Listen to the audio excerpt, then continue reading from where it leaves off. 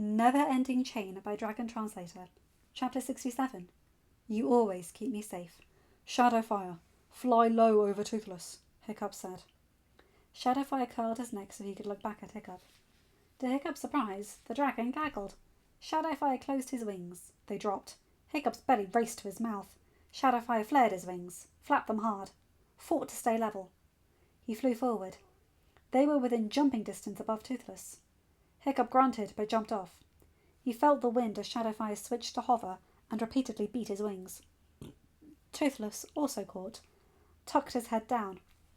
Hiccup mounted his dragon, locking his legs into the pedal. Shadowfire's wings flapped, but the big dragon rose. The wind eased. Toothless jerked. Shot skyward. Hiccup fought to clip the tether lines. They clicked just as Toothless began to barrel roll. "I'm not going anywhere, Toothless!" Hiccup stated. He felt the thing within his soul rise and coat his words. He frowned. This thing seemed to have twin minds about what it wanted to do and when it wanted to do it. Toothless whined. A blood-red fireball shot from his mouth. Shadowfire, flying beside them, deflected it with a wing. The bigger dragon then rose above them. "Lay against his back, Alpha!" Hiccup did not hesitate. He hugged Toothless's neck. Shadowfire dropped. Toothless, no match for Shadowfire's weight, dropped too. Hiccup saw Shadowfire's claws grip Toothless. Toothless thrashed, but Shadowfire held on. Toothless's wings beat against Shadowfire. Shadowfire held on. More blood-red fireballs erupted from Toothless's mouth. Shadowfire held on. "Take him to the beach!" Hiccup yelled up.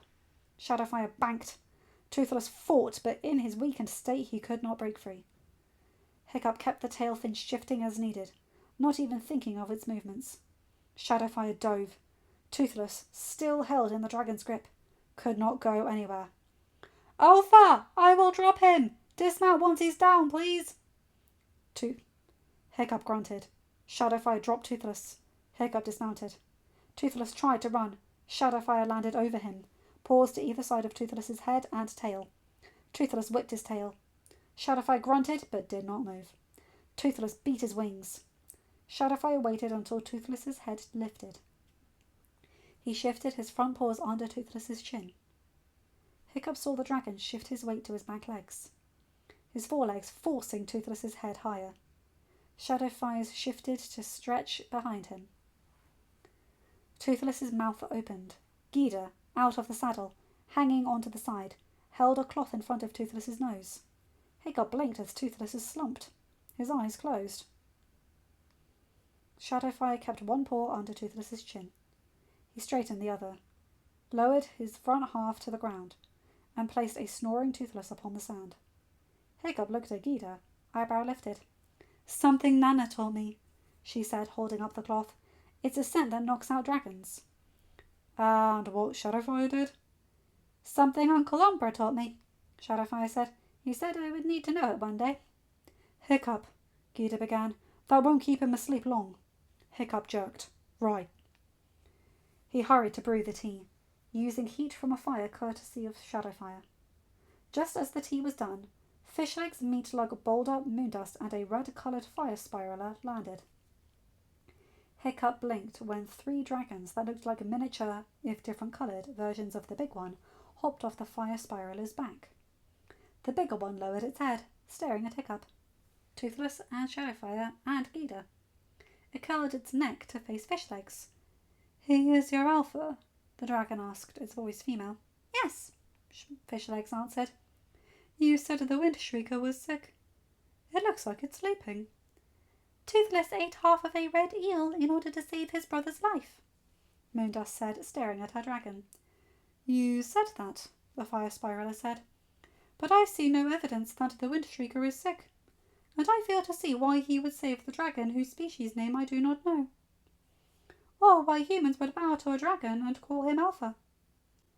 I stopped my brother hurting you based on your tales. Give me straight and honest answers, or I will let him run you all off." Hiccup's eyes narrowed. He stood, feeling the thing within him rise again. "Toothless is sick. He did eat the bloodbane eel to keep it from killing me. They are telling you the truth." The fire spiraler's head jerked and zeroed upon Hiccup. The smaller version strapped and stood still, staring at Hiccup as well. The bigger one's eyes narrowed. Your voice holds a power I have not heard used in a long time. Hiccup blinked but heard Toothless hiss. He jerked, spun. Toothless stared at him, teeth bared.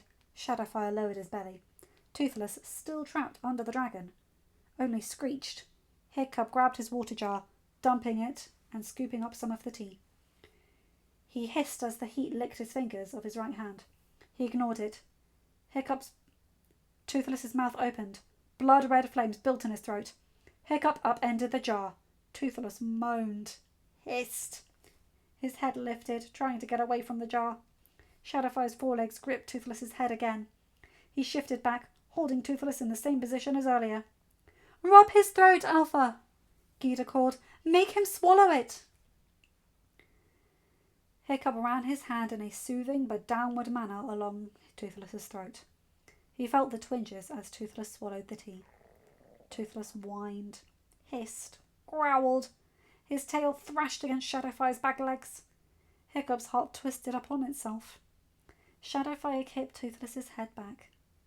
Long moments later, Toothless jerked. He pawed the sand. His throat and belly began spasming. Shadowfire released him, grabbed the back of Hiccup's tunic with his teeth, reminding Hiccup of the fireworm cave. Hiccup jerked when Shadowfire lifted him off the ground just as Toothless threw up. Hiccup grimaced and then tapped Shadowfire's jaw. He had to be beside his brother. He had to comfort his brother. Shadowfire lowered him to Toothless's right side. The dragon shifted back to give Hiccup the room. Hiccup fell upon the back of his brother's neck. It's okay, Toothless, Hiccup said, rubbing his brother's neck and the top of Toothless's head. It's okay. Just get it all out. You'll feel better afterwards. The last thing Toothless threw up was the eel.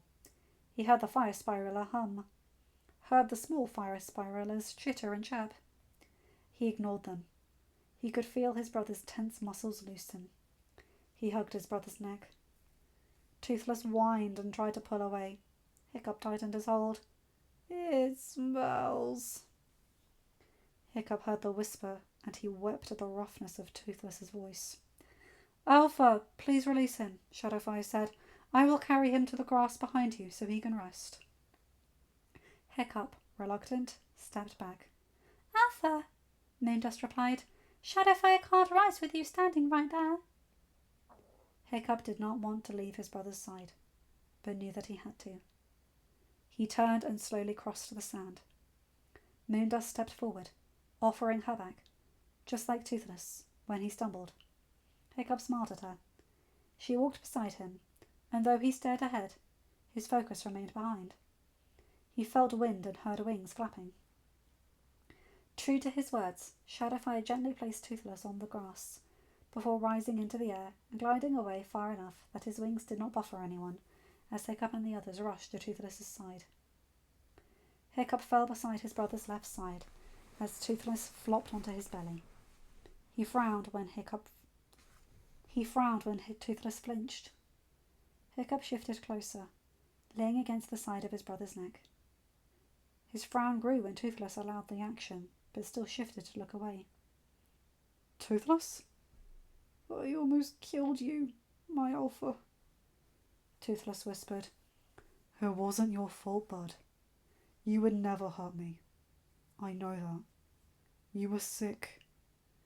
You actually saved my life by eating that eel. He laid his left cheek against Toothless. You always keep me safe, brother. End of chapter. Hi guys, hope you enjoyed this one. Oh wow. Okay, so we get Typhoonmerangs. That'll be interesting. And poor Toothless. And not to mention last chapter, Shadowfire made a Shrek reference. Love that. I really do strike him as the type of guy that would like Shrek. Anyway, you guys know the drill. Like, comment and subscribe and hit that bell to get notified for whenever I upload a new video. Have a good day, night, or whatever time zone you're in. Bye my guys, girls and non-binary pals. I'll see you in another video. Take care.